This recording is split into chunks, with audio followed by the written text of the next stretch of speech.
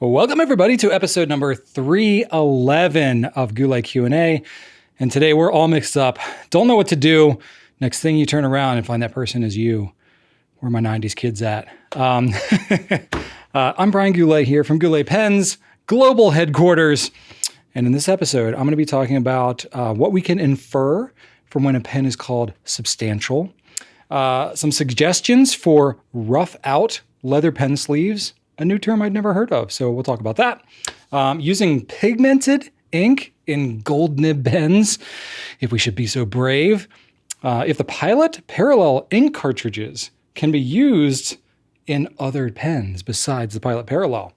And I'm going to be going through the whole Franklin-Christoph Goulet exclusive lineup, which we haven't done in a while, maybe ever, I don't know. And I'll showcase our latest BENU Euphoria exclusive Blackberry Mint in our refreshment collection. So I'll be showing you a lot of pens today, so it should be a good time. Let's kick it off with some feedback. All right, first bit of feedback from Starina Frazier says, let's see here. Oh, you said, ask you some things. So can you put the Sailor Area 51 under UV light to see if it glows in the dark? Please and thank you. Yeah, it doesn't glow in the dark. I'm sorry. It seems like it should want to, but nah, it's just a green pen. That's cool. That's all. Nothing crazy, no crazy properties other than you might get abducted if you buy this pen. But, you take that risk with every pen purchase, I guess. Next one is from John. Says, would you use Diamine Forever inks in higher end pens like the Sailor King of pens, Mont Blanc 149, or Visconti Homo sapiens? So would I use, a pigmented ink? It's nano pigmented, whatever that means. Smaller pigments, I guess. Would I use that in a higher end pen like that? I'm not going to say that it's like I'm going to be really concerned about it being damaged, but just, some of these pens are going to be harder to clean out, especially like the Mont Blanc or the Homo sapiens. You can't really disassemble those. So any pen with like higher maintenance in it, like a pigmented or a high sheen or shimmer or something like that, it's just going to be more of a pain to clean out. I wouldn't be concerned based on what I know about these inks. They're still relatively new to the scene, that they would like cause any long-term damage, but it's more just like, any pigmented ink that you use in a pen, if it dries out in the pen, which I tend to just let my pens sit there until they turn into crust, then I think you're taking a risk of just making it a kind of a pain to clean. So, it's not the kind of thing that I would say like, oh no, don't do that. But it's also like, is it worth the hassle? Probably not. Like I wouldn't anticipate using these inks so much that you would want it in your like holy grail daily carry kind of pen. Chances are if you have any of these three pens that you asked about, you probably have a lot of other pens that you could put, I would think like a cartridge converter pen, which the King of Pens is, a cartridge converter pen would be easier to clean, easier to maintain, get something that's easily disassemblable. And then you just don't have to worry about it as much, but that's just me. You can do what you want. All right. Indie Buyers 23 says, hey, Brian, thanks for the video. It was very interesting. You're very welcome. Idea for a set of videos on a theme. You have done several great ones on how to fill different types of converters, but they are demonstrated using bottled ink. It would be terrific if you could repeat some of the videos using ink samples. That is good feedback. My question back to you would be, would it be better to have like one video showing how to fill a bunch of different pens in our ink samples? Or would it be better to just incorporate filling ink samples in like future pen videos that I might do, whether it's like filling a certain type of mechanism or reviewing a certain type of pen, just kind of adding filling from a sample, to the kind of instructional portion of those videos, or both. I don't know, maybe you want both. I'm curious your feedback on that, but that's good feedback. I appreciate you prompting that because that is something that a lot of people end up dealing with. I believe I have a video. I should have looked this up ahead of time, but I believe I have a video on filling specifically from a sample vial. If I can remember and find it, we'll link it somewhere, maybe in the description. But just we have done that. So, maybe not specific to every type of pen, but some general tips about what's what's helpful with filling for a sample vial. So, but yeah, I'll give that some more thought. I appreciate the prompt.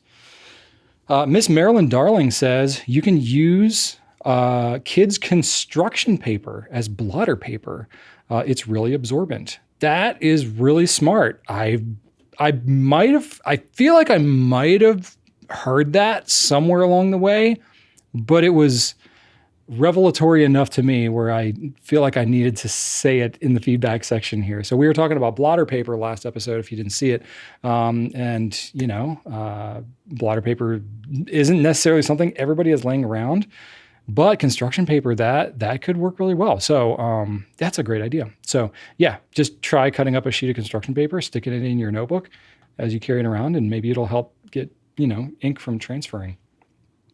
I'd be curious if it would like smear it around a little bit, but I don't know. That's cool. I'll have to try that out. I really appreciate that tip. It's pro tips like that I'm just like, yeah, you never know what you'll stumble across years and years and years into this hobby that could be really helpful. So that's cool. And then 1950 BPM says, that's a high BPM, let me tell you. The ink eradicator that we had to use in elementary school in the 1950s was entirely different than the one Brian demonstrated. It came in a small glass bottle with a thin glass rod attached to the inside of the cap, like the kind that iodine and mercurochrome came in back then. I don't even know what that is. So this was a while ago. It seemed to work like bleach in that it dissolved the ink, including the peacock blue that I liked to use. That was an old Schaefer color. And the blue lines on the paper and part of the paper itself, leaving a pretty unsightly mess. Sounded like a pretty aggressive chemical. I can see why it's no longer made. It probably was none too healthy either. Yeah, probably not if it was like melting paper. But I would imagine that like the principle of that works similar to the way like modern ink eradicators are. Maybe they just like tweaked the formula a little bit and made it a little more kid-friendly, maybe? I don't know. But that's interesting. Thank you for sharing that. I hadn't heard of that experience before. All right, let's talk about some new stuff. Okay, first up, we got some new pilot vanishing points, y'all. I'm excited about these because there's not a lot of pens that are made out of wood. That like harkens back to my early days of Goulet pens where I thought I was going to be a fountain pen craftsman making pens out of wood for the rest of my life. Was not my destiny, but I still have a soft spot in my heart for any pen that's made out of wood. However, wood is not necessarily always an ideal material for pen, but these are good. These are birch wood. We got one called Birchwood Red and Birchwood Black. So really nice looking woods. They're very interesting. I don't know if it's like, birch is generally like a lighter color. They might be dyed. I'm not 100% sure on their process because it's pilot and sometimes we don't get all the information about that, about what their process is, but seems to me to be a very stable. I mean, other pens that they've done before on the Vanishing Point, they did one for like the 50th anniversary. They did maybe one or two others as well. Very stable. So I would trust that. But these look really nice. Like the black one obviously looks very black, looks like an ebony or like an African blackwood kind of black. And then the other one is this nice red color with some like very prominent grain. That looks really good. And it just looks good on a Vanishing Point too. I don't know, the chrome trim and all that. It's pretty awesome. So these are going to be higher priced than the normal Vanishing Points. Totally to be expected given that they're made out of wood. So they are going to be, MSRP is $420. Our price is going to be $336, at least as of now, because prices are subject to change in today's environment, but that's what it's at this week as we're launching them. Very cool. So you can get those with fine or medium nibs. Of course, you can swap out all those nibs with any Vanishing Point nib that you have, depending on, what nib sizes are available. So it comes with a converter, metal cartridge cap as well.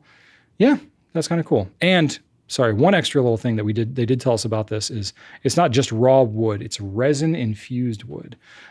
So that actually is good. That means it's going to be a little more stain resistant. It's going to be a little more impact resistant, and it's going to be less prone to like warp and move and crack and stuff like that. So that's actually really good to hear that they're doing that, because that's the way to do it with these woods. So anyway, kind of neat. It's got a nice little black gift box too. So that's kind of cool. So check those out if you're interested, if you're shopping for a VP anyway. These ones are worth a look. They're very special. I don't think they're limited edition or anything too. I think it's like just new additions that they're adding to the lineup. So that's kind of neat. All right, we also have a new pen from Delta called the Signs of Time. We have one called Cave Painting, which is kind of cool. These are on the more affordable end. So these are sub $200 pens. We're going to have it for around $148. These are Jowo stainless steel nibs coming out of Germany, which are really good nibs. They write well. I've really been into Delta. Delta's in a really good track. So I'm liking, I'm picking up what they're throwing down. And it's pretty neat. So this is like a blue, brown, orange kind of pen. It's got a silver trim, you know, matching nib and all that. So this is kind of cool. So check this one out, see if you're interested. And then I think we're going to have another one. This is, let's see here, the Cave Painting. And then I actually have the boxes right here because I have to inspect them before they officially launch because I'm recording this on Tuesday. Little fun fact, 3 days before this publishes. Yeah, there's the Cave and the Classical. So I'll put images up of both of those. And yeah, what else we got? Oh, we got a BENU Euphoria, y'all. I said this kind of kicking off in the intro, but I'm going to actually do an unboxing for you a little bit later on this pen. This is a new exclusive Refreshment Euphoria collection for us. Exclusive. Did I say exclusive? I feel like I've said that many times now, but it's really cool. We're loving BENU. They're just great people to work with. They make awesome pens. 157 for these, comes with a converter, and comes with a Diamine Oxford Blue ink cartridge, now that we know that. And then let's see here, what else we got? It can be eyedropper filled as well. That's kind of cool. Inspired by a blackberry mint cocktail. So all of the pens that we have in this collection are all inspired by some kind of drink or refreshment or ice cream or milkshake or something like that. So that's really cool. And we're just keeping that rolling. And what I like about this one is it's got translucence to it. You know, I've really been digging how BENU has been doing that. You see it on some of the Pixies. You're seeing it in a couple other pens now. We've got that on this Euphoria, which I think is the first one that we've had this level of translucency now that I'm looking back at it. Well, Earl Grey is pretty translucent, but I'll show you all of them later. We'll get to those later. We have one more BENU. This is not an exclusive to us, but it is a limited edition. Not a numbered limited edition, though. I couldn't find a number on it, but same price, $157 for this one. This is a really nice looking translucent, but also silver and orange. It looks very refreshing. I don't know what to say. It looks like a very refreshing pen. This is a North American exclusive design. So you'll only find this in North America. So yeah, very kind of cool. Can be eyedropper filled as well, which would look pretty cool in this pen, I gotta say. So that's kind of neat. So anyway, that's what we got. We got a bunch of stuff coming down the pike. So you can check the new arrivals section on our site. You can also check what's coming soon. There's a lot of cool stuff coming soon that I'm excited to tell you about, but I don't want to hype it up too much in advance because we got to get it in and then I'll be able to talk about it in future episodes. So that's it for new stuff for this week. Let's do some company updates and then we'll get into the questions. All right. Got a new video, the Deep Purple Ink Showdown. I've been digging the Showdown series. I wanted to do a purple.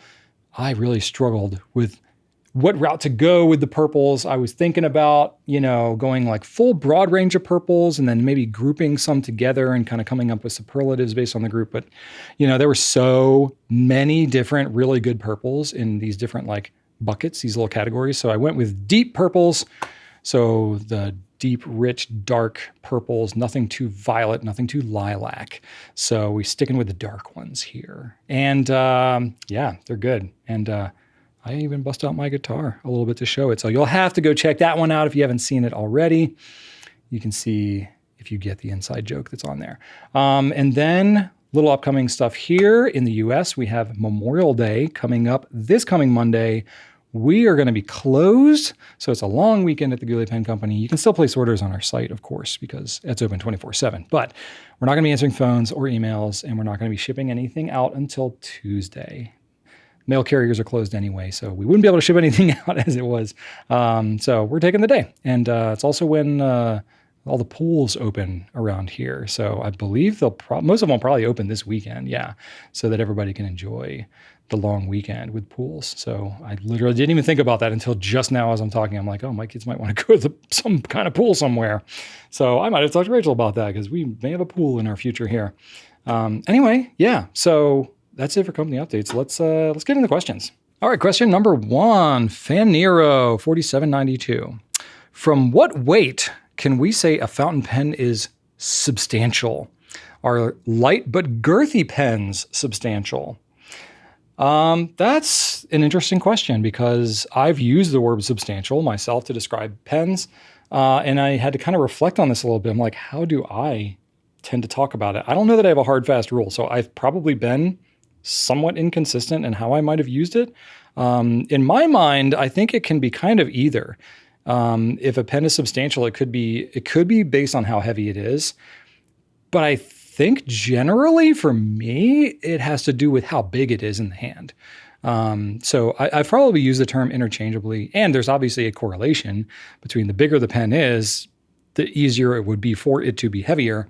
But you prompted me to think about it more. So I did what every knowledgeable expert does whenever they're talking about something, and I looked it up in the Merriam-Webster dictionary to get a definition. And it's not that helpful. There's 5 different like sub definitions or whatever they're called.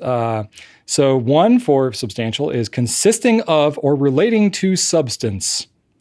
So in that respect, I guess any pen is substantial because it has substance. So that's not the most helpful in our respective view that we're going for here. Second definition they had was ample to satisfy and nourish, like a substantial meal.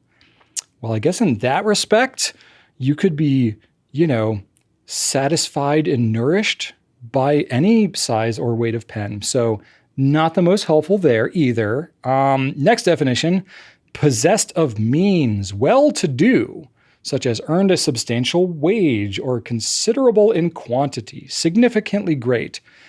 I don't know anybody using a significant quantity of pens at once. Typically, it's just a single pen.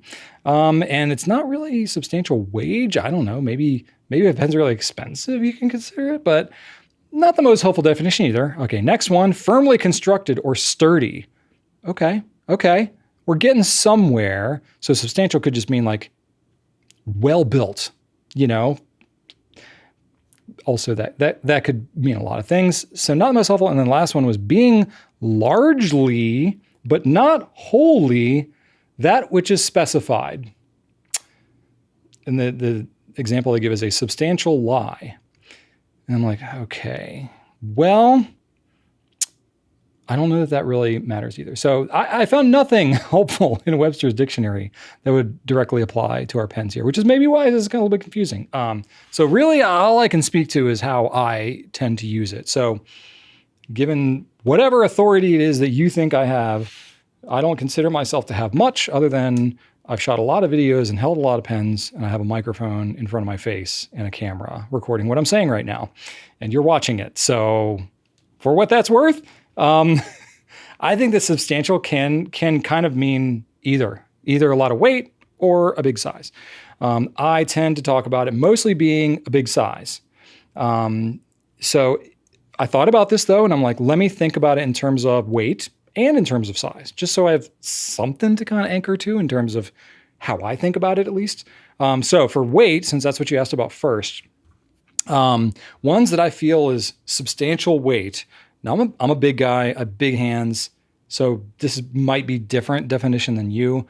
But as I was looking at pens and their weights and thinking about like, okay, which ones? For me, I think like if I can not have a specific number, but it's like if a pen to me feels like it's too heavy to write with comfortably when the cap is posted on the back, that to me is like, oh, okay, that might be a good indication. Like it feels comfortable to me to write with it unposted, but if I write with it posted, it feels a little too heavy. That to me is like, maybe that starts to fall in the line of substantial, right? And then of course, anything heavier than that would of course fall into that category as well. But for me, not just for like convenience sake or comfort or whatever, but if it's like, if the weight of writing with the pen posted is reason enough for me to second guess whether I want to write with it posted or not, that to me is like, okay, those kind of pens probably fit into the substantial weight category for me. And I looked up some of those pens, and I think around 40 grams, give or take, kind of falls in that category. So Ones that more than likely I would probably write with unposted just because I feel like the weight is more comfortable body only than body and cap. So, but I'm talking 40 grams, the weight of the whole pen, including the cap. So pens like the Monteverde Ritma, that's on the lower end of that, but and the cap's not the most heavy part of that pen, but that's one. The Diplomat Aero kind of falls right in that territory too. Visconti Homo Sapiens and the Coveco Supra. So all of those are like not too heavy, but it's a little more comfortable for me to write with them unposted. So anything in that range, that's in the 40 gram range. You can go even heavier than that, of course, and then it just gets even more. But then for me, I tend to talk about substantial more in terms of its size, I think. Again, I'm not like 100% sure how I've used it in the past, actually. But for me, when I think of a pen being big, like length is part of it, but it's more about like the girth in your hand, specifically like the grip diameter. Like obviously the whole girth of the pen, can be a lot, but I was trying to find like one measurement to sort of peg it to. And for me, grip diameter, I think is the most important because then that's really like the meat and potatoes of what you're holding, right? So for me, again, personal opinion, 10 grams, 10 millimeter. I mistyped it in my own notes. 10 millimeter grip diameter is pretty much where I'm like, yeah, this is starting to feel substantial to me. Ones that fall into that category, the Diplomat Aero, now that one's tapered. I think it's on like the thicker part of it. That's 10 millimeter. The Monteverde Ritma is 12 millimeters. The Pilot Custom Urushi, that's a big boy. That is 12.4 millimeters. And then one of the bigger ones that you'll find is the Delta DV Original Oversize. That sucker is 14.4 millimeter diameter grip. That is large. So I think any of those pens, the Monteverde Ritma, I think, it is a decently heavy pen. It's not super thick. Like the whole pen is like a tube. So like the grip diameter is right there, but then so is kind of the rest of the body. So I don't know. I think other pens, like the Pilot Custom Urushi, that's got a huge cap. Like there's no denying that that's a very substantial pen. So yeah, I don't know. What do y'all think? What pens would you like have as your demarcation for like, yeah, anything this big or bigger, I consider substantial. I would love to hear in the comments because just like most things in the fountain pen world, we're all just making this up because there's no hard rules about any of this. It all depends on kind of just like general nomenclature that we all tend to use. And that's what I'm using. So let me know what you think, and I'd love to hear it. Next question. The Real Inax says, how hard would it be to get a rough out leather pen sleeve? There's more. I often carry a pen in my pocket, and more often than not, I'm nervous about it falling out when I retrieve something else or getting damaged. I find the solution to this in a free sleeve that came on a cheap ballpoint, which is made of a synthetic suede-ish material. This sticks in my pocket perfectly, enabling me to effortlessly pocket carry even my Lamy 2000 without fear of damage or loss. Well, that pen's pretty tough, so even if it falls out of a sleeve, it's going to be okay. More than likely. Okay, but continue. It is, however, a short-term solution as this free sleeve is coming apart after a month. So I had an idea, a quality leather pen sleeve, but with the rough side of the leather out, enabling it to grip the inside of my pocket better and not slide out by accident. So you're talking about it sliding out, not the pen sliding out of the sleeve, but you're talking the pen in the sleeve sliding out of your pocket, which personally, I've experienced this before, but I've never had the pen come out of the sleeve. So there is a layer of protection there on the pen, and I've never found that to personally freak me out too much. But I hear where you're coming from, and it's a good question. Which is why I'm taking it. All right, so you said rough out leather is also more abrasion and cut resistance, hence why it is used on handmade work boots. This seems like an ideal use case, but nobody makes such a thing. I feel like it couldn't be too hard to get someone like Galen to do an exclusive run to see if it works. It's just as simple as flipping over the leather, assuming they have a quality full grain leather. Yeah, I've never seen anything like this. And again, I don't know like all the leather industry terms. Leather is kind of like another world, like fountain pens. But the rough out thing, I have work boots, so I generally know what you're talking about, which is different than suede, I think. So, but the sleeve that I have that I use a bunch, I don't know that I'm not actively using it in my pocket at the moment, but I think I have it in my backpack here. Let me see if yep, I got it. We still have these. These are the Aston leather single pen slips. These are just over $15, which I think is a great option for individual carrying a pen in your pocket. I have a lot of keys in my pocket. I carry a pocket knife. So unless I'm carrying a pen that's like, the traveler's pen or something that's like really tough, made of metal, I really feel more comfortable if it's in a sleeve, if it's going to be in my pocket. This particular one I've had for many, many years. I have had this sleeve for probably close to 15 years. Now, I haven't carried it in my pocket every day for 15 years, but it's probably spent 4 to 5 years in my pocket. Very well worn and well broken in. But this one has got, kind of the rougher material, like the suede, whatever type material on the inside, which works really well for if you're putting a pen in there. It does a good job of like grabbing onto the pen so that it doesn't slide out so easily. But this outside part, especially after it's worn and gets a patina, it does get a little slicker sometimes. So I have had instances where the thing has kind of slipped out of my pocket. But again, like usually it's kind of staying in the sleeve. I guess if it falls like just perfectly the right way, or if it like happens to like, fall down and smash onto the top, that would be bad. Or if you have like a much larger pen, let me see what have I got kind of handy here. Let's grab one of the BENUs. What do we got? Let's grab an Earl Grey. So if we put that in there, this is a bigger pen than the TWSBI a little bit. So is that going to be okay? Yeah, so it's like, it's not going to cover everything. But I mean, this is just this particular sleeve. They might have bigger ones out there. I've not found a lot of leather pen sleeves though. If y'all have any that you really, really like, let me know. But they do seem kind of harder to come by sometimes. Let's see here. You can find like individual pen cases, but those can really get up there. They can be like 40, 50, 60 bucks to find like a slip like this made out of leather. Aston has been the best that I've ever found. Or if you got like a really large, really substantial pen, substantial. There you go. Going with that definition again.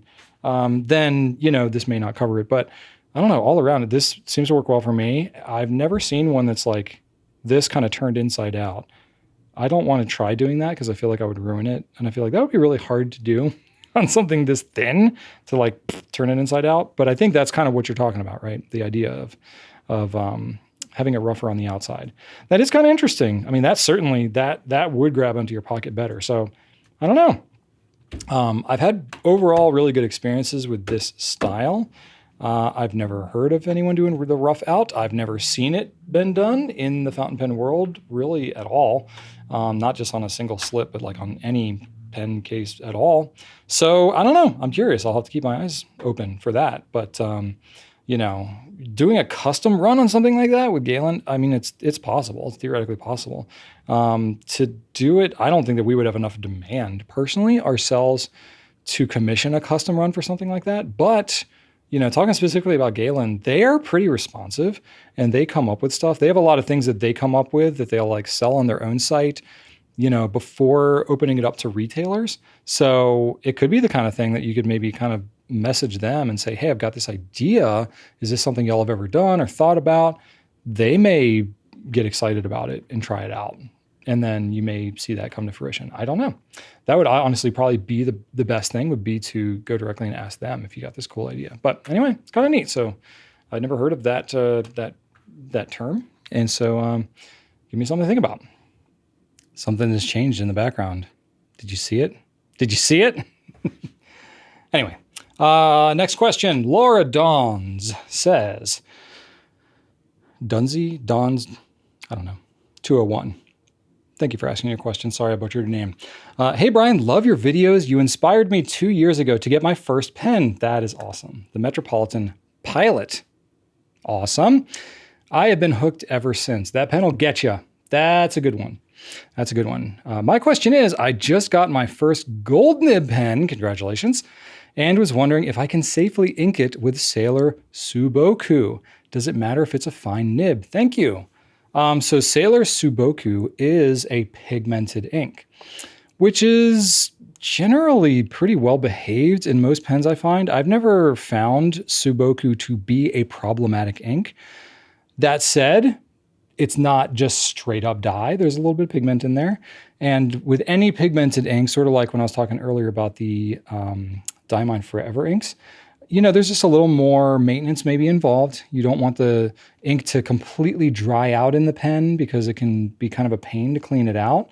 And I don't know which gold nib pen you have. Not all of them maybe disassemble so easily or is recommended to even try. So, it's generally speaking, especially if you're newer to it, this is a higher end pen, you're not quite as familiar with maybe what it can handle and how to clean it if it gets, really gunked up or something like that. So I would say don't be afraid of it, but just be aware that it might be slightly more maintenance than a regular fountain pen ink. And if you are, using the ink on a regular basis, the ink is kind of flowing through the pen, that helps. And if you are not letting the pen just kind of sit there unused, drying, not letting it if it's summertime, it's really humid. No, it's not. No, it could be really humid. If it's really dry, is it more dry? Because it depends on your environment. It doesn't really matter if it's summer. If it's really dry wherever you are and the pen is more likely to dry out, just make sure that you're either, dumping and refilling the ink on a regular basis so that it's not getting dried out. You're, kind of reconstituting the ink in there, or that you're just cleaning it on a regular basis. And if you're not going to be using that ink for a while, go ahead and just flush it and clean it out of the pen. If you do that, you're going to be pretty okay. Does it matter if it's a fine nib? No, not really, because most pens, the vast majority of them probably, the nib size is really just about the size of the ball on the very tip of it. The slit, the feed system, some brands do a very slight tweaking to make, a wetter flow on the feed on a medium and broad nib. Certainly flex nib brands might do that. So there could be some difference there for a fine nib versus others, but it's generally not a meaningful amount, and not all pen companies do that. So generally speaking, it's really just about the tip size, which, I guess you're going to have less ink kind of flowing through the pen.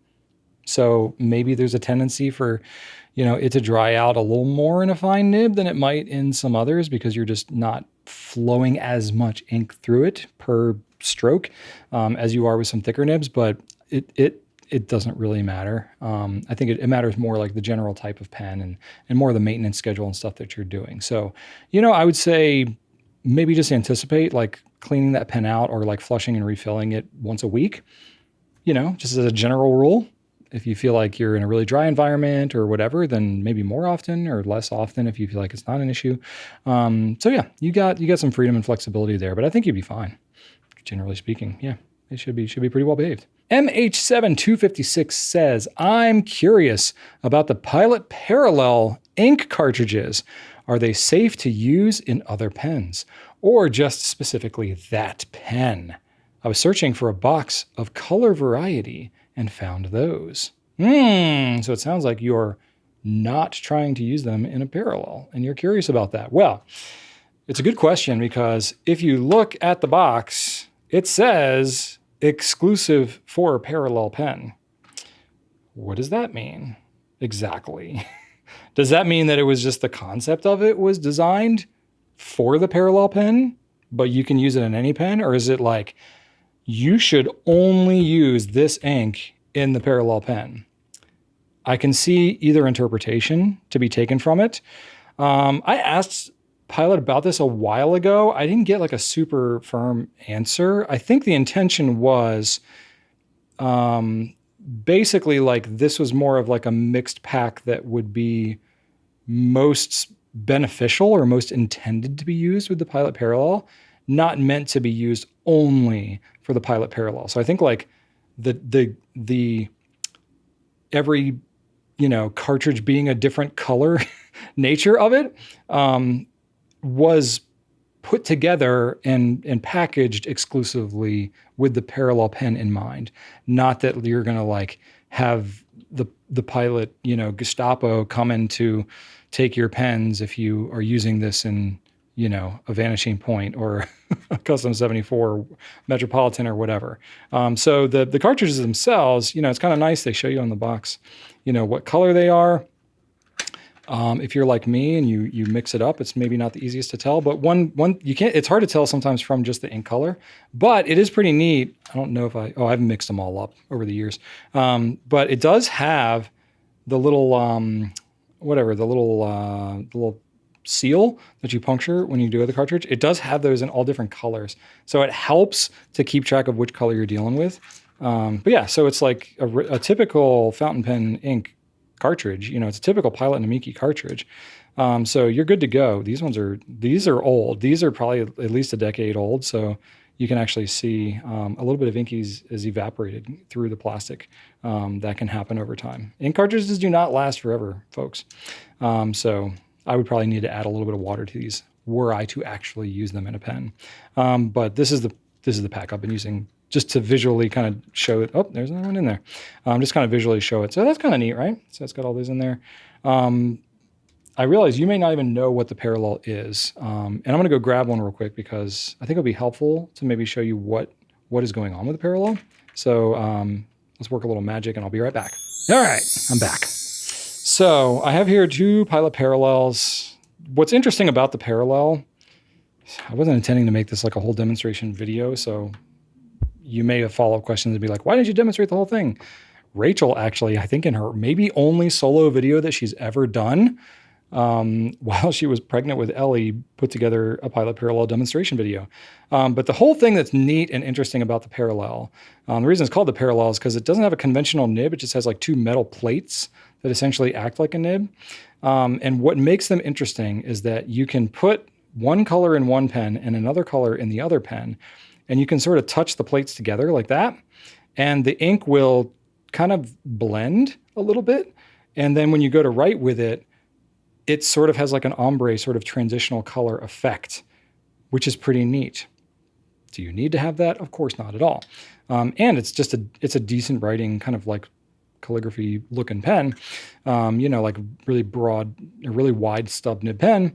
That's a really good price for what it is actually. But yeah, that's what you do, which is why, you know, that's what the parallel really is kind of made for.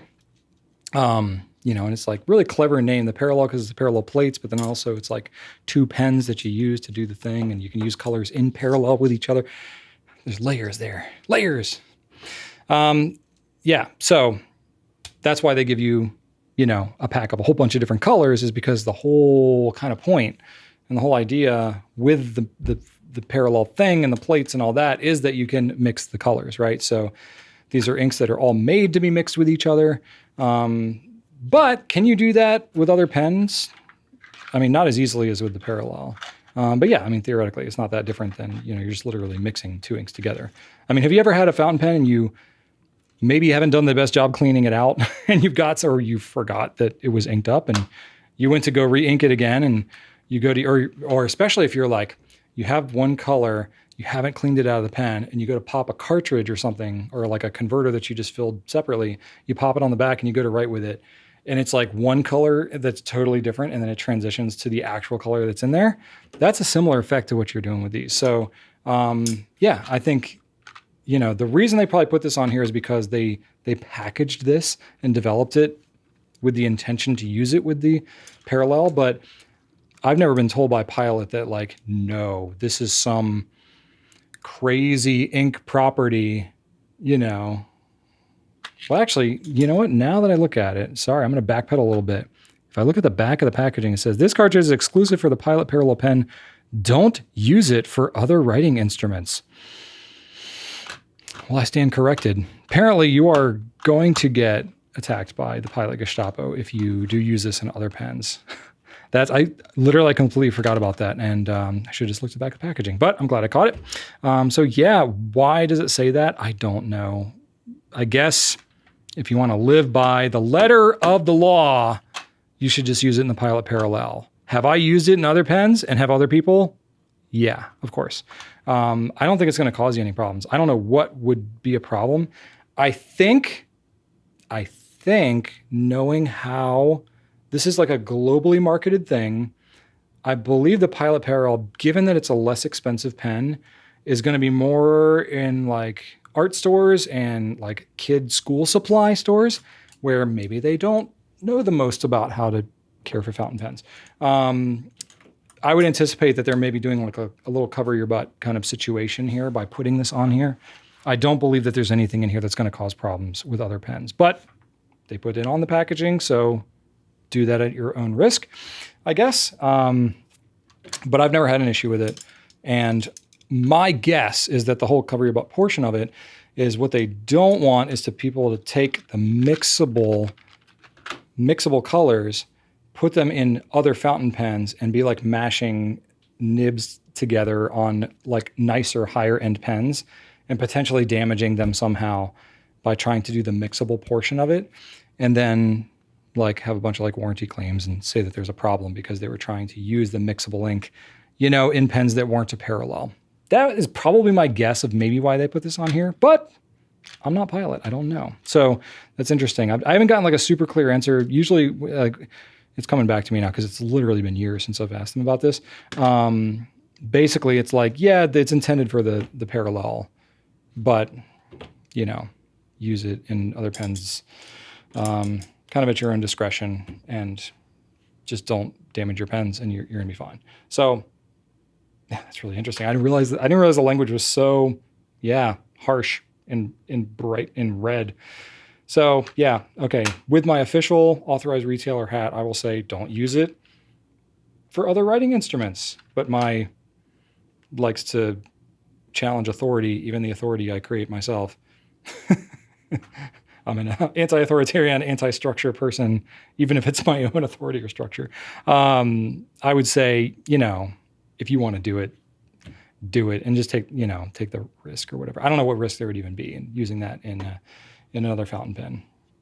Worst case, you clean it out, I guess. So it's not like it's like going to melt it or anything. I mean, it's literally, I don't know what would cause issues, but there you go.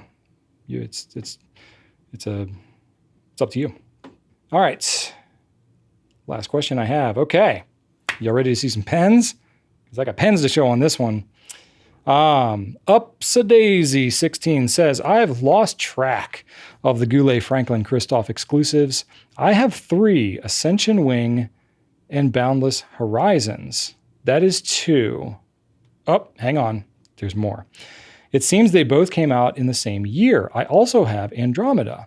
Could you maybe do an overview? I looked on the site and did not see Ascension Wing. You are correct.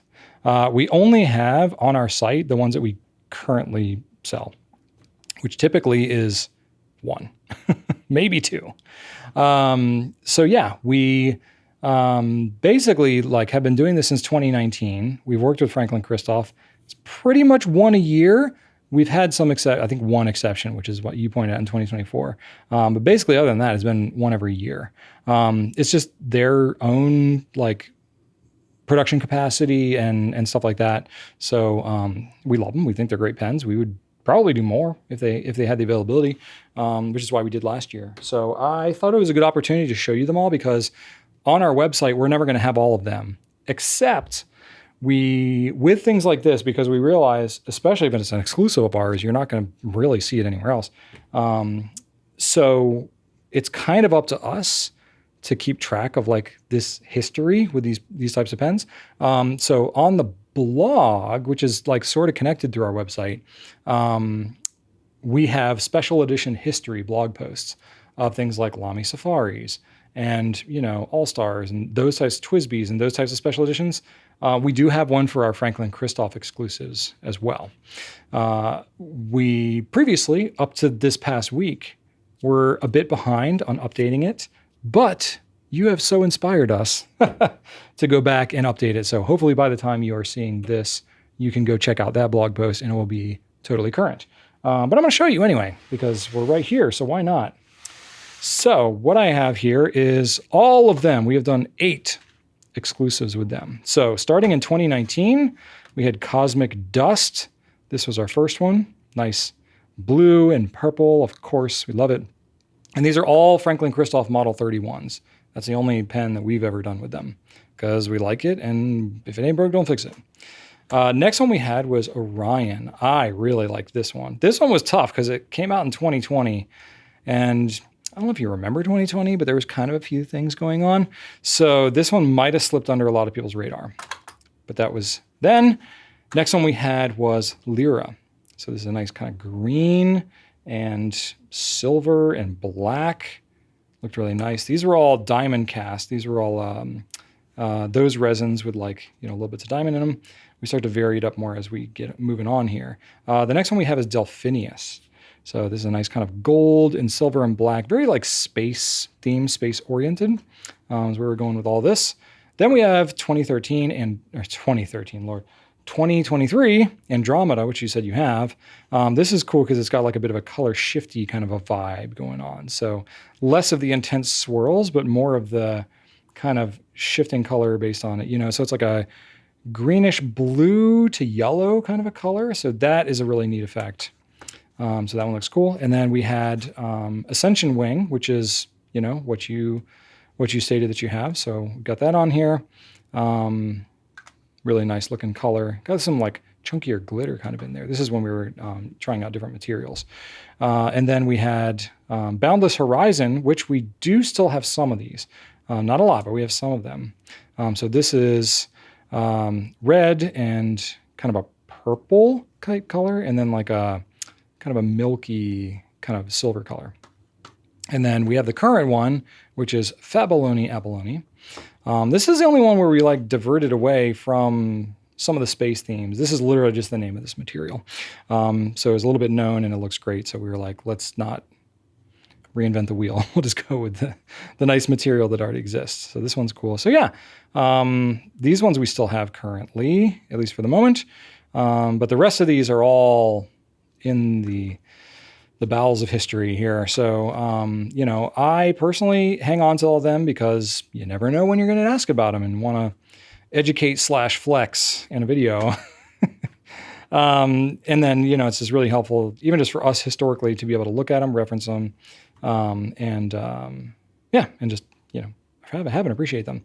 So yeah, there you go. That's all of them that we have currently. And, for all intents and purposes, we're going to do more. Franklin-Christoph will have us.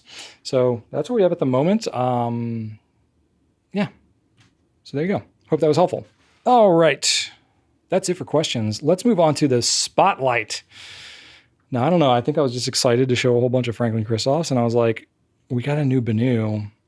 I could pull out all my old BENU Euphorias too and show those off. So that's what I'm going to do. So we have a new pen called Blackberry Mint, which I'm going to unbox in front of you. Now, I've seen this. It's not like this is a total brand new for me, but I haven't seen this specific pen. This is the one I'm keeping. This specific pen I will be unboxing live for you on camera here. Live recorded. In addition to all the other BENUs that we have, right? So, these are all Euphorias, and these are all the Euphoria exclusives that we've done at Goulet Pens over the years.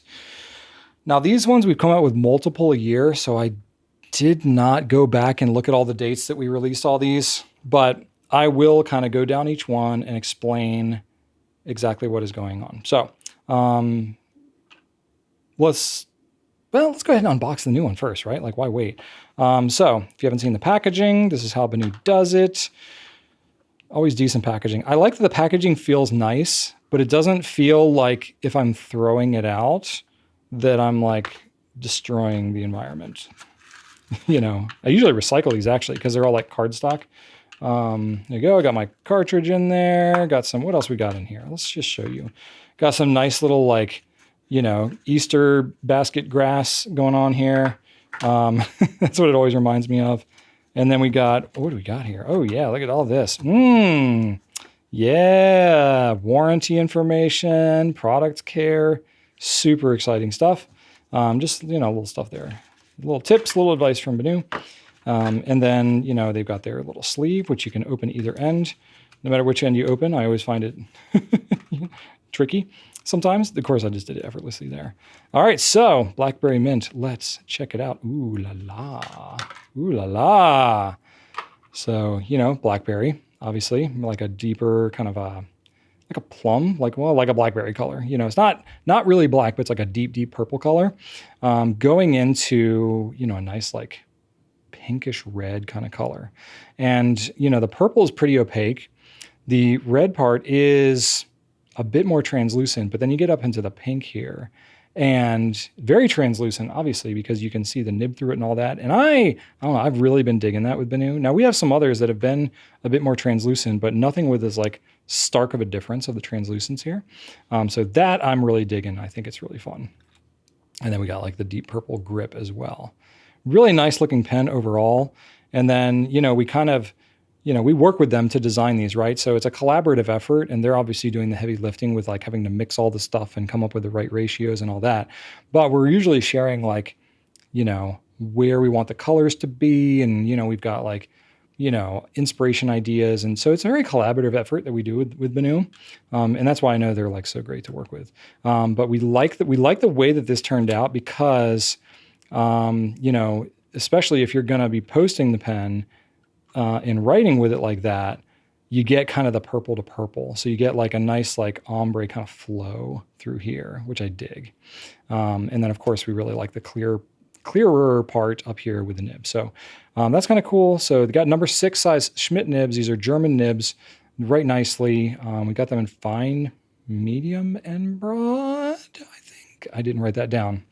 Let me see. Let me go check. I scrolled up. Let me scroll up to my notes because I had it in there earlier. I skipped it. Fine, medium, broad. There we go.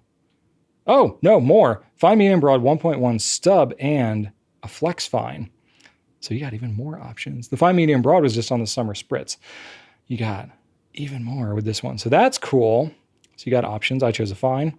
And then, yeah, same price as all the other BENUs, all the other Euphorias. And comes with a standard international converter, which is cool. Got a long cartridge that you can put in there as well. And because there's no like metal parts or anything and the pen's all nice and sealed up, you can throw a little bit of silicone grease on here. And if you have an O-ring, you can put a little O-ring on there too. But a little bit of silicone grease on the threads, and you can eyedropper convert this bad boy, and you can go and use it. Which, you know, the eyedropper conversion will be a little bit visible through here, not so much on the purple part, but on this like pinky red part.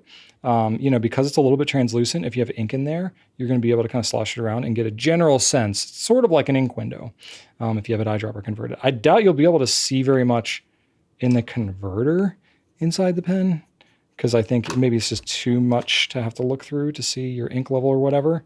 You might be able to get a general sense of it though. But it is going to be somewhat covered, you know, like the bottom of the converter is going to be completely covered here. So that's all right. But, you know, you can at least see if your pen is inked at all or not, probably. So yeah, that's it. And you got this nice green kind of chunky glitter going on here. And the pattern is going to be a little bit different on every pen because, you know, there's a lot going on, and the mix ratio and stuff like that may vary a little bit. The glitter pattern may vary a little bit, but you know, we did photograph multiple pens, and we have it on the product page on the site because, especially with BENU, it's like, look at these pens. Like, there's so much going on with all of them.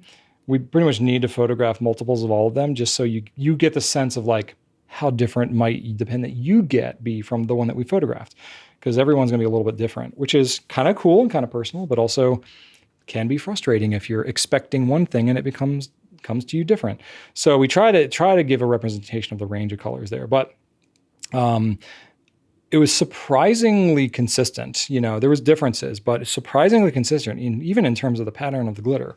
I was impressed. So that's kind of neat. So that is my latest edition here. So I have these in here I have them in alphabetical order, which doesn't mean anything to you all. Just makes it easier for me when I'm trying to keep track of everything. So I will go through and talk through all of them and show you what I've got. Actually, in my notes, I reorganized them. So let me get these coordinated with how I reorganize them. Okay, so this arrangement is based on what is current versus what is no longer available. So I'm going to put these all over here. The ones that are no longer available, that you will not be able to get anymore because we do not have them anymore, is these 4. This one is called Cookies and Cream.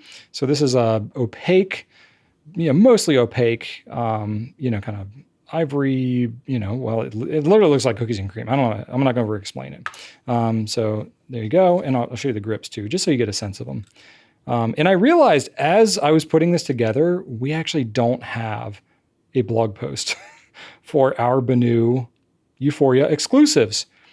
Clearly, we could put together a blog post for that. So we're going to work on that. I doubt it's going to be done by the time this video publishes, but look for the website for that if you do want to reference anything. This one is called Rainbow Slushy. Very cool. Lots going on. Lots of different colors and stuff. This was a fun one. Got some translucence even. That's why you see like so much, going on with the different glitter here. Very fun. So there's that one. This one is called Sangria. Nice holographic glitter going on here. Very interesting, very cool. Maybe I'll zoom in just a little bit more so you can see it a little better. So very, very nice color, nice solid band there. And then we did the solid grip as well. Reminds you of Sangria, right? Like, I don't know how to explain these anymore. This one is Watermelon Mojito. So this is a nice pink with a really, really nice swirl in there. So you get like a lot of that pearlescent kind of stuff. So it's a little bit translucent, got that pink pearlescent swirl. And then the big chunky green glitter. And then this one, we went with the green grip. So very fun. These 4 are no longer available, but these 8 are still available. So I'll go through these now. This one is Confetti Milkshake. So it's literally like got sprinkles in it, I mean, you can see them in there. It's pretty fun. Whenever BENU is making these for us, they always try to put the legit stuff in there. They always try to put the real thing if they can, So this one, they were able to work it out where they put real sprinkles inside the thing. So that's pretty fun. You can see a big like kind of clump of sprinkles up there. Pretty fun, pretty interesting. And then it's got a nice fun grip in there too. So that's pretty wild. It's amazing that this seems like one of the more subtle pens in the collection. Next one, this is one of the more popular ones. This is Earl Grey. Beautiful looking pen. It's got real Earl Grey tea leaves infused in it as well, which is pretty cool. Nice brown color, as if it were tea, not an accident. And then it's got some cool blue flecks in there, as well as the gold glitter. Really, really nice looking pen. This is a huge favorite of ours around here, and a popular one for good reason. The most popular one that we have is Ice Caramel Latte. Great pen, great color, coffee themed. I mean, what's not to love? Got the nice ombre effect, with like the cream, and then you got the coffee part in here, and then the dark like espresso kind of thing going on at the bottom with some gold glitter, because why not? Very popular pen color, and who doesn't love their hot bean water, right? Next up, we have Lavender Lemonade. This is a newer one, not the newest, but it's newer. This is a nice looking one. We went for the ombre effect on this one too, which is really cool. And a little more translucent. It's got some of the like pearlescent swirl in it, like the Watermelon Mojito, right? So these ones are kind of like cousins. Well, I guess these are all related, but went for more of that effect here. Nice purple and yellow. You could say that they are contrasting on the color spectrum, but I think they work quite well together in this respect. And then the purple glitter looks really nice too. And then of course you get that nice ombre effect. And we went with like, with some of them we end up doing different color bands or complementary bands. That can be part of the look. And some of them we kind of like incorporate the color into it. So BENU does a really good job. They really, with their colorways that they do here is pretty unique. I think it's so cool what they do. Next up, we have Matcha Latte. So this is a somewhat newer one. So yeah, if you've ever had matcha tea, it's this nice kind of like olive-y kind of color. And then of course it's a latte, so it's got some foam essence in there. And then some chunky glitter because you have to. It's BENU.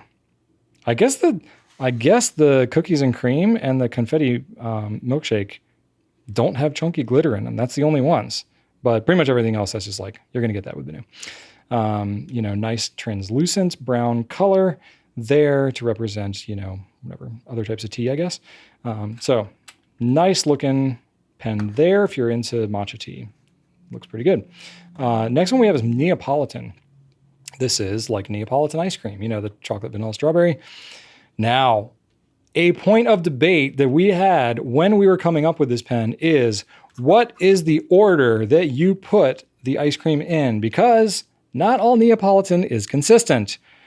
So there was debate about is the strawberry in the middle, or is the chocolate in the middle? Is the vanilla in the middle? Which direction do you go with it? We went with vanilla in the middle because I believe through all of our research, that is what tends to be most common. And with some of the major brands, they're Neapolitan. This is how they do it. Also, we eat a lot of Neapolitan ice cream sandwiches in the Goulet household, and this is how it's always done, with the vanilla in the middle. So that's what we went with. Fight us in the comments if you feel it should be done differently. But so that was that fun little inside baseball there for when we're designing these things. And then the holographic glitter just looks really cool. And then a couple more here. We have rose tea. This is another one where we were able to infuse some tea leaves into the material, which is cool. More translucent, much more consistent color kind of throughout, as opposed to the more distinct stuff. So we try to mix it up a little bit every now and then. And then, it's just kind of a nice pink kind of through and through, pink glitter, lots of pink happening on this one. So if you like pink, rose tea is a really good way to go. And then, of course, we have the newest one, the blackberry mint. So nice added to the lineup here. Got to be honest, it looks like kind of a lot when you're looking at it in one sitting here, but that's all of them. So we are having an absolute blast working with BENU, designing all these. We are going to be designing more in the future as well. So if you're a collector and you really love these, I can't do much for you on these four. You're going to have to go hunt them down somewhere, because we don't have these anymore. But the rest of these, you can get all these ones over here. They're great writing pens too. They're a big favorite around the Goulet office. In particular, Janaea here is a massive BENU fan. Loves her BENU with a broad nib. So that's it for the spotlight. Hope you enjoyed that. Great company, great pens. And that's all I got for you. So let's move on to my adventures now. All right. I've had a very busy last week. Some of it just with personal stuff that's kind of boring and, personal. So I'm not going to reveal everything about my life. That sounds really whatever, but I'm selective with the stuff that I talk about with my kids, because my kids are teenagers and they're more at the age where they have their own life a little bit. And I'm kind of should be up to them about what's shared and what's not. So, I talk to them about sharing certain things, but I'm not going to divulge everything. So anyway, just doing kid stuff. We did have a mental health half day here last week, which I mentioned.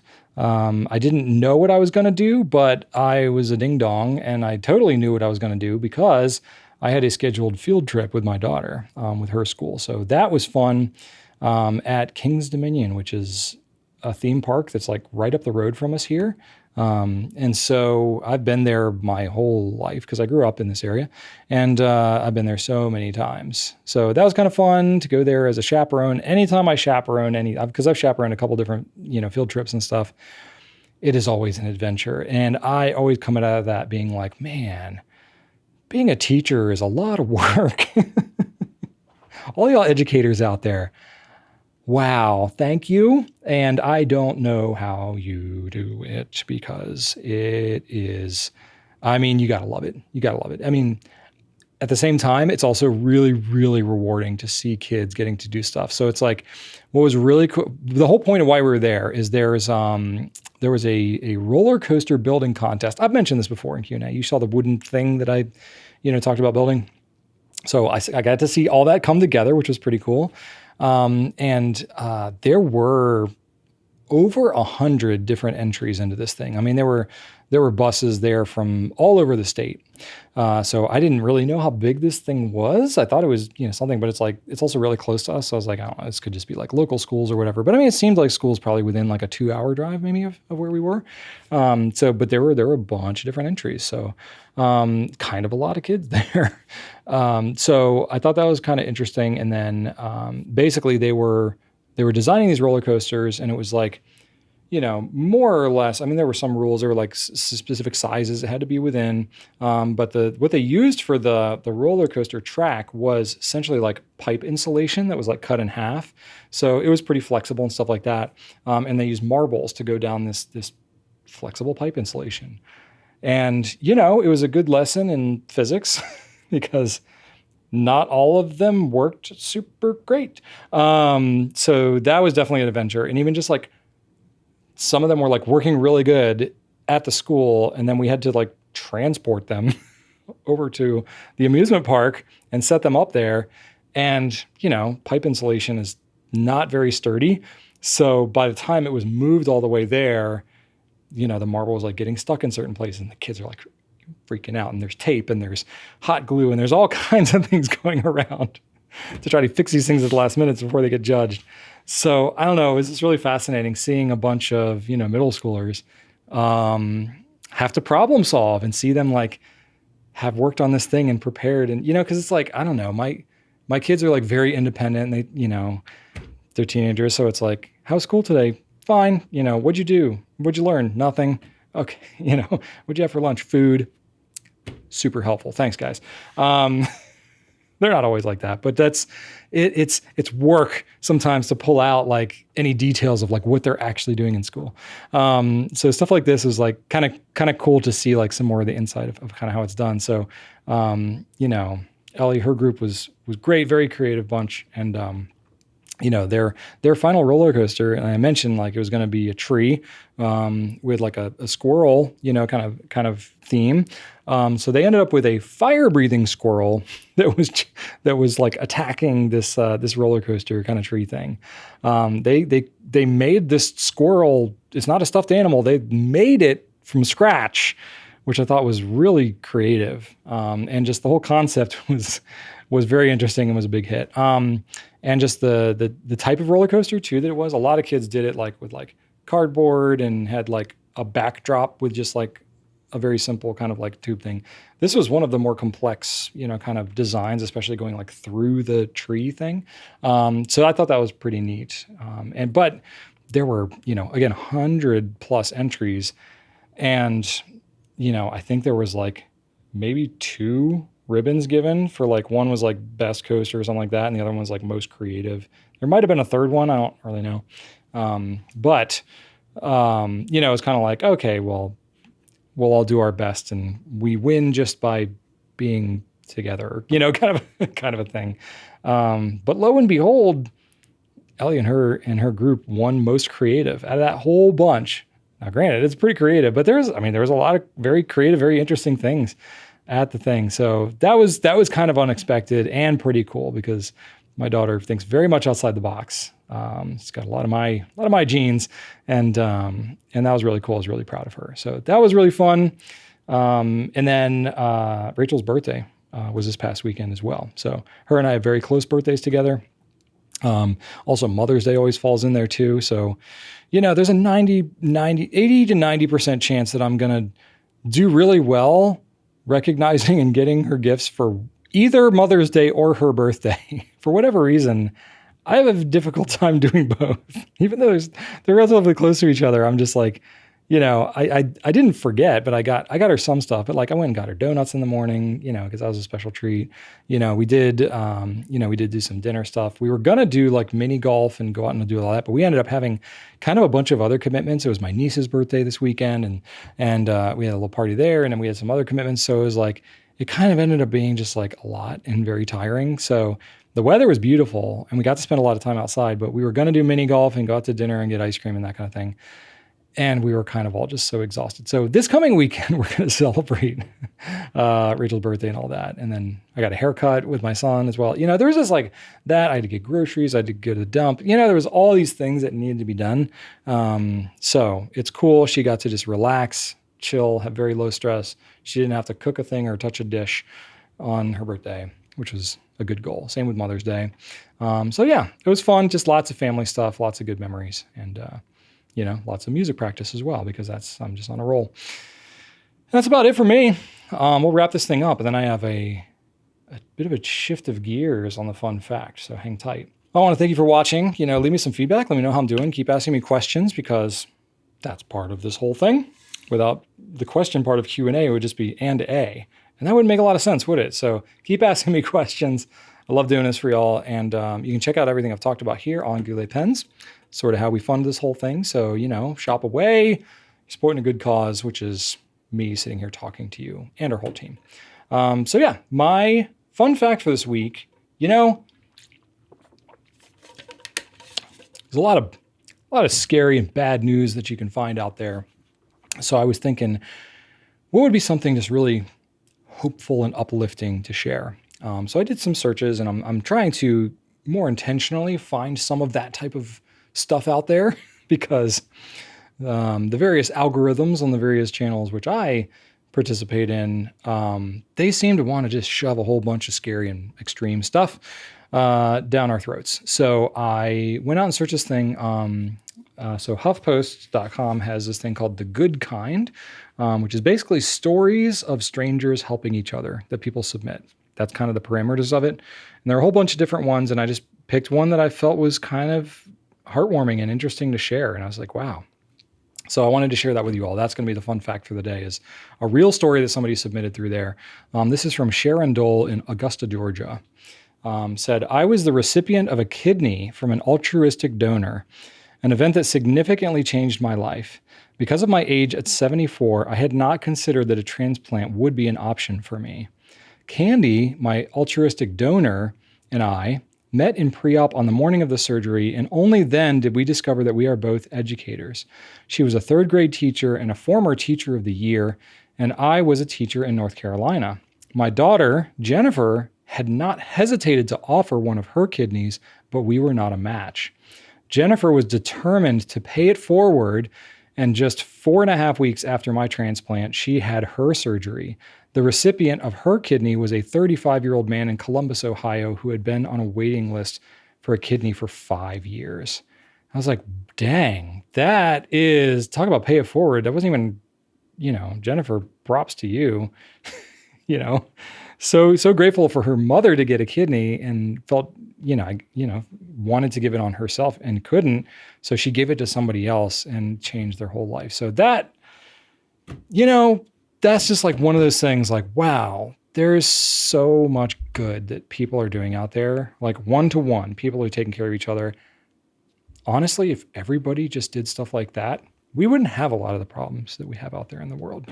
I know that's very squishy and kumbaya of me, but I really do believe that that kind of stuff makes a difference. So pay something forward today, just do something nice for somebody unexpected. Doesn't have to be giving a kidney unless you feel inclined to, but just give, just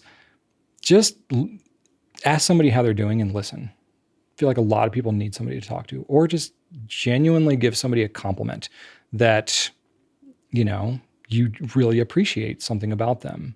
I bet it would absolutely make their day. So that's it for today. I hope y'all enjoyed this. I'll be back again next week with, number 312.